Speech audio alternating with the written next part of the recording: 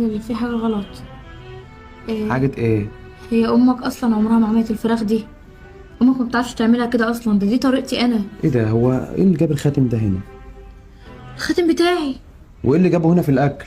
أيوة أنا كنت بكلمك في التليفون وبحط طبق الفراخ ده على السفرة، فكان هو فعلا في إيدي، فممكن يكون واقع في الطبق. يعني انا عايز افهم دلوقتي، الفراخ دي بتاعت مين؟ الفراخ دي بتاعتنا يا عادل. بتاعتنا ازاي يعني؟ أيوة والله يا عادل زي ما بقولك، واديك لقيت الخاتم في الفراخ دي. يا ريتني ما جيت ولا شفت المنظر ده. طب طب بص يا عادل، عدي مشي الدنيا ولا كأننا عرفنا حاجة، مشي الدنيا. الم الدور ازاي يعني؟ اسكت عشان ماما جاية.